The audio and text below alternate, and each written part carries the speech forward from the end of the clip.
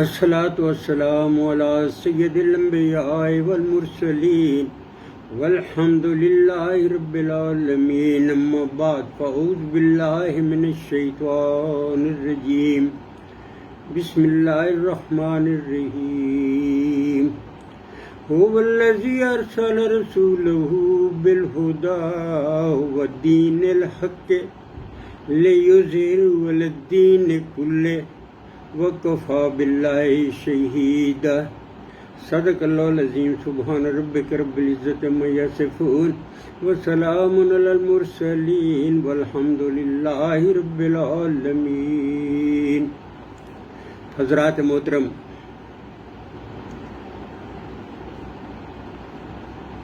میں نے 2 دن پہلے خواجہ آصف کی تقریر قومی اسمبلی میں سنی، میری روح کانپ گئی اور مجھے شدید صدمہ ہوا کہ یہ قومی اسمبلی میں ایک شخص تقریر کر رہا ہے اور یہ کہتا ہے کہ کسی مذہب کو کسی دوسرے مذہب پر فوقیت حاصل نہیں ہے۔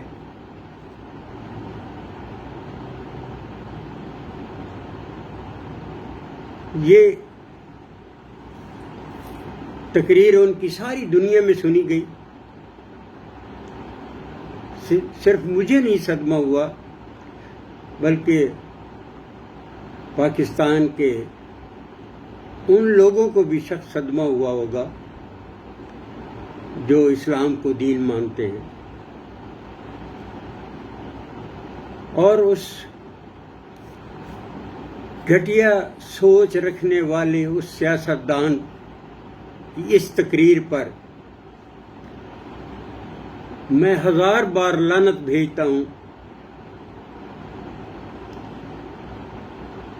اور اس کی اس تقریر پر روح محمد صلی اللہ علیہ وسلم بھی کانپ گئی ہوگی کہ میں تو اپنی امت کو دین دے کر آیا تھا، یہ انہوں نے دین کو مذہب کیسے بنا لیا۔ یہ آج کی اسمبلی میں بہت کچھ انہونی چیزیں ہو رہی ہیں۔ وزیر اعظم کو سپیکر کہتا ہے کہ آپ خاتم النبیین کا لفظ استعمال کریں، وہ نہیں کرتا۔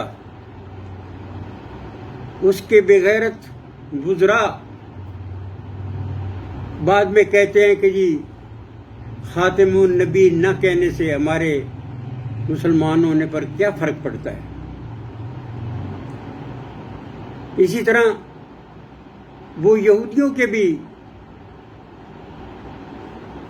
اس کے کاس کو بھی علمبردار بنے ہوئے ہیں، وہ یہودیوں سے بھی دوستی کرنا چاہتے ہیں، ان کو بھی تسلیم کرنا چاہتے ہیں، یہودی اسٹیٹ کو بھی تسلیم کرنا چاہتے ہیں۔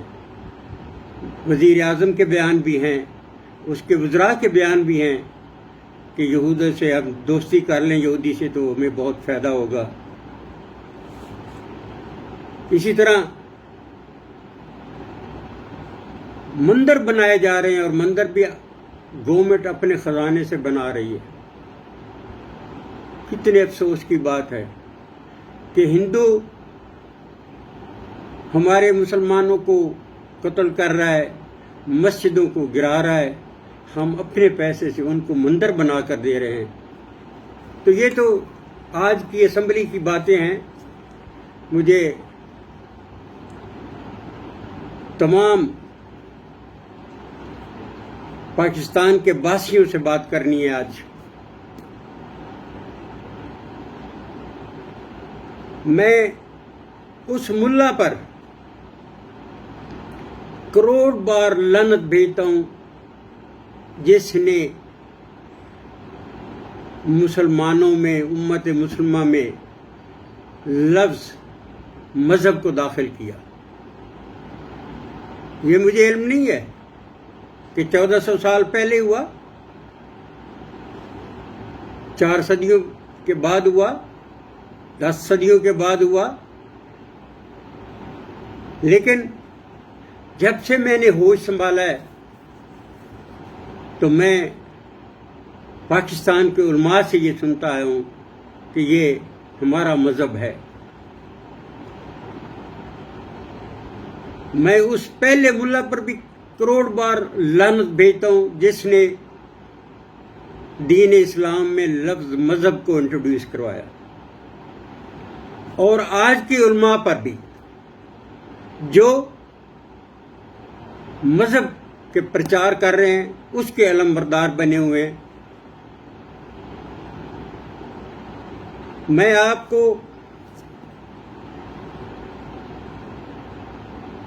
آج کے جو ہمارے ملا ہے، جو اسلام کے ٹھیکیدار بنے ہوئے ہیں، مفتی ہیں، وہ اپنے آپ کو مذہب کے مفتی کہتے ہیں، وہ مذہبی اسکالر بنے ہوئے ہیں، حالانکہ قرآن حکیم میں کہیں بھی مذہب کا لفظ نہیں آیا، نہ ہی حضور پاک صلی اللہ علیہ وسلم کے کسی فرمان میں مذہب کا لفظ آیا۔ پھر میں سوچتا ہوں کہ نہ تو یہ لفظ اللہ کی ڈکشنری میں ہے اور نہ اس کے حبیب صلی اللہ علیہ وسلم کے کسی فرمان سے یہ ثابت ہوتا ہے کہ ہمارا دین نہیں ہے بلکہ مذہب ہے۔ مذہب کا لفظ نہ تو اللہ کی ڈکشنری قرآن کریم ہے، اس میں مذہب کا ایک لفظ نہیں آتا، تو حضور نبی کریم صلی اللہ علیہ وسلم کے فرمان میں لفظ مذہب کہاں سے آئے گا؟ ان کے بارے میں تو اللہ نے ایک سرٹیفکیٹ جاری کر دیا، وما ینطق عن الہویٰ، کہ میرا یہ محبوب اپنی خواہش نفس سے کوئی بات نہیں کرتا۔ وہ تو معلم اعظم ہیں، وہ تو قرآن کریم کے معلم ہیں۔ یہاں میں ایک بات اور بھی کرتا چلوں کہ یہ ایسا دین ہے جس کی تھیوری بعد میں پڑھائی گئی لیکن پریکٹیکل پہلے کروایا۔ 40 سال تک حضور نبی کریم صلی اللہ علیہ وسلم نے اپنی حیات طیبہ میں اسلام کا پریکٹیکل کر کے دکھایا، اس کے بعد قرآن نازل ہوا، اور جو آپ نے پریکٹیکل کیا وہی تھیوری تھی، وہی قرآن کریم نے اس کی تائید فرمائی۔ اسی لیے تو حضرت عائشہ صدیقہ رضی اللہ تعالی عنہا نے فرمایا تھا کہ محمد صلی اللہ علیہ وسلم چلتے پھرتے قرآن ہے، کیونکہ آپ صلی اللہ علیہ وسلم کا کوئی عمل، کوئی فعل، کوئی فرمان قرآن کے برعکس نہیں تھا۔ میں نے جب اس قرآن کریم کا مطالعہ کیا تو مجھے معلوم ہوا کہ اس قرآن کریم میں کم و بیش 71 مرتبہ لفظ دین آیا ہے، لیکن رب ذوالجلال والاکرام کی قسم کہیں مذہب کا لفظ نہیں آیا۔ اور یہ جو 71 مرتبہ لفظ دین ہے، ان میں 2 مرتبہ 2 بادشاہوں نے بھی اپنے بنائے ہوئے قانون کو دین کہا۔ میں اس کی وضاحت کرتا ہوں۔ دین کا مطلب قانون بھی ہے اور حکم بھی ہے۔ یہ قانون کسی بادشاہ کا بھی ہو سکتا ہے، یہ حکم کسی دنیاوی بادشاہ کا بھی ہو سکتا ہے، اور یہ حکم اور یہ قانون تمام بادشاہوں کے بادشاہ احکم الحاکمین رب ذوالجلال والاکرام کا بھی ہو سکتا ہے۔ تو جیسے میں نے عرض کیا کہ ایک دفعہ شاہ عزیز نے لفظ دین، ان کی سورہ یوسف میں لفظ دین آیا، دوسری مرتبہ سورہ مومن میں فرعون نے اپنے بنائے ہوئے قانون کو کہا کہ یہ میرا دین ہے۔ بڑے افسوس سے کہنا پڑتا ہے کہ فرعون اپنے بنائے ہوئے قانون کو دین کہہ رہا ہے۔ انی اخاف ان یبدل دینکم، کہ مجھے ڈر ہے کہ کہیں موسیٰ علیہ السلام ہمارے دین کو نہ تبدیل کر دے۔ وہ تو دین کی بات کر رہا ہے، اپنے بنائے ہوئے قانون کو دین کہہ رہا ہے، اور ہم اللہ کے بنائے ہوئے قانون کو مذہب کہتے ہیں۔ ہمیں ڈوب کر مر جانا چاہیے جو لوگ اپنے دین کو مذہب کہتے ہیں اور مذہب کا پرچار کرتے ہیں۔ 4 مرتبہ باقی 2 ادیان کے لیے لفظ دین آیا، جیسے سورہ الکافرون میں حضور نبی کریم صلی اللہ علیہ وسلم نے ان کافروں سے کہا لکم دینکم ولی دین، کہ تمہارا دین تمہارے ساتھ، میرا دین میرے ساتھ۔ تو یہاں اس کے علاوہ 65 ٹائم 65 مرتبہ یہ قرآن کریم میں جو لفظ دین آیا ہے وہ صرف مسلمانوں کے لیے آیا ہے، ہمارے لیے آیا ہے۔ تو ہم نے اس دین کو مذہب بنا دیا۔ اس سے بڑا اور کیا شرک ہو سکتا ہے؟ شرک یہ نہیں ہے کہ ہم بت بنا کر اس کی پوجا کر لیں تو یہ شرک ہوگا، نہیں، ہر وہ کام جو اللہ کی برابری میں کریں وہ شرک لائے گا۔ اللہ فرماتا ہے کہ یہ میرا دین ہے، اور ہم کہتے ہیں یہ ہمارا مذہب ہے۔ اس سے بڑا اور کیا شرک ہو سکتا ہے؟ اور میں ایک بات آپ کو یہ بتانا ضروری سمجھتا ہوں، دین اور مذہب کا فرق میں آپ کو بتانا چاہتا ہوں۔ ہر دین کی بنیاد صرف اللہ کی ذات ہوتی ہے۔ جس دین کی بنیاد اللہ کی ذات نہیں، وہ دین نہیں ہے، وہ کفر کا فرقہ ہوگا۔ 4 عنصر اگر ہوں تو دین مکمل ہوتا ہے۔ اگر ایک عنصر بھی غائب ہو جائے تو وہ دین نہیں کہلا سکتا۔ پہلا عنصر احکامات بھیجنے والا اللہ کی ذات، دوسرا احکامات لے آنے والا وہ حضرت جبرائیل علیہ السلام ہے، اور تیسرا عنصر وہ کتب سماوات جو لائی گئی، قرآن کریم، تورات، انجیل۔ آج کل ہمارے پاس یہی 3 ادیان ہیں۔ اور چوتھا پیغمبر وقت جن پر وہ کتابیں نازل ہوئی۔ اب ان 4 میں سے اگر ایک عنصر بھی غائب ہو جائے، بھیجنے والا نہ ہو، لانے والا نہ ہو، وہ مجموعہ کتاب وہ نہ ہو، اور جو رسول وقت نہ ہو، تو پھر وہ دین تو نہیں ہے، وہ تو کفر کا فرقہ ہے۔ تو اللہ تبارک و تعالی، یہ جو باقی فرقے ہیں یہ سارے کے سارے کفر کے فرقے ہیں۔ ہم سے پہلے 2 جو ادیان تھے یہود و نصارہ کا، انہوں نے اپنے دین کو دین نہیں کہتے، وہ بھی مذہب کہتے ہیں۔ اس لیے یہ یہود و نصارہ کی طرف سے امپورٹ ہوا لفظ،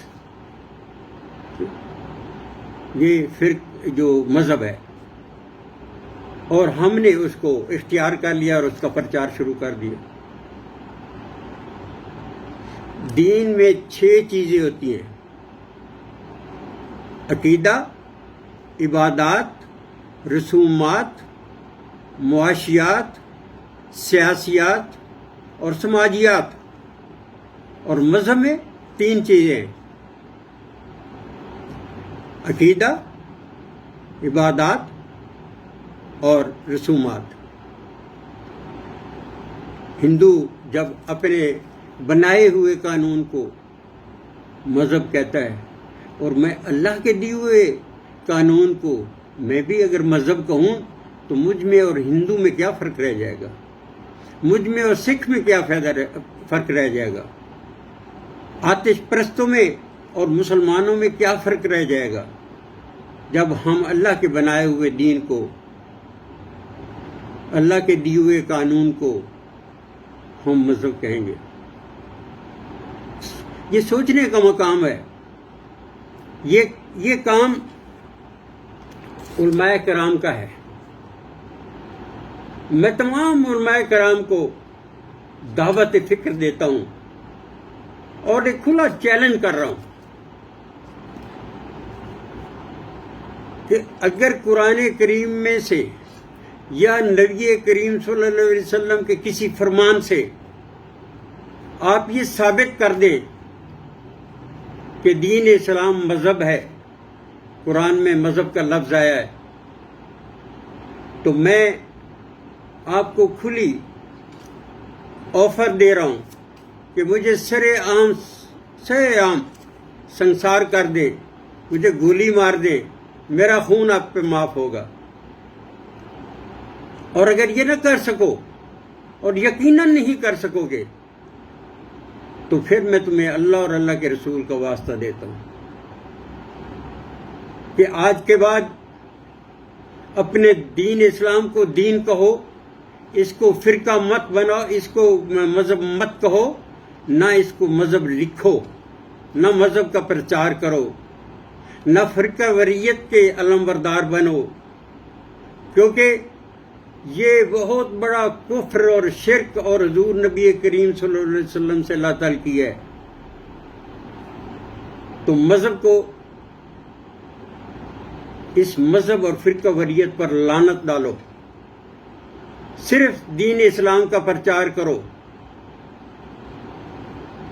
اور اللہ تبارک و تعالی دوسرے مقام پر فرماتے ہیں وَالَّذِي أَرْسَلَ رَسُولَهُ وَأَرْسَلَ رَسُولَهُ بِالْهُدَىٰ وَدِينِ الْحَقِّ لِيُظْهِرَهُ عَلَى الدِّينِ كُلِّهِ وَلَوْ كَرِهَ الْمُشْرِكُونَ، کہ وہی تو ہے جو اپنے پیغمبر کو ہدایت اور دین حق دے کر بھیجا ہے جس نے، تاکہ اس دین کو تمام ادیان پر غالب کرے، خواہ یہ بات مشرکوں کو بری کیوں نہ لگے۔ تو میں آج آپ سے یہی التماس کر رہا ہوں اور میں یہ کرتا رہوں گا جب تک تمہاری زبان پر مذہب کی بجائے دین اسلام نہیں آئے گا، جب تک تم اس فرقہ وریت پر لعنت نہیں ڈالو گے، اس وقت تک میرا آپ کو یہ کھلا چیلنج رہے گا۔ میں ہر مقام پر فرقہ پرداز مولویوں پر، فرقہ پرداز ملا پر، مفتیان پر، شیخ الاسلام پر، شیخ الاحادیث پر میں زور دیتا رہوں گا کہ اس اسلام کو دین کہو، اس کو دین لکھو، فرقہ وریت سے جان چھڑاؤ۔ جب تک ہم اس دین کو دین نہیں کہیں گے اس وقت تک ہم اکٹھے نہیں ہو سکتے، فرقہ وریت کا خاتمہ نہیں ہو سکتا تو اس وقت تک ہم اکٹھے نہیں ہوں گے، اور یہ بہت بڑا شرک عظیم ہے۔ تو میں آپ کو پھر آخری بار بھی یہی کہنا چاہتا ہوں کہ اللہ کے لیے، رسول صلی اللہ علیہ وسلم کے لیے، جن کی شفاعت سے آپ کی بخشش ہوگی، ان کا میں واسطہ دیتا ہوں کہ دین اسلام کو دین کہو، فرقہ وریت نہ بناؤ۔ آج کی میری بات اس ایک شعر پر میں ختم کرتا ہوں۔ میرا انداز بیاں شوخ نہیں ہے لیکن، میرا انداز بیاں شوخ نہیں ہے لیکن، شاید کہ اتر جائے تیرے دل میں میری بات، وما علینا الا البلاغ المبین۔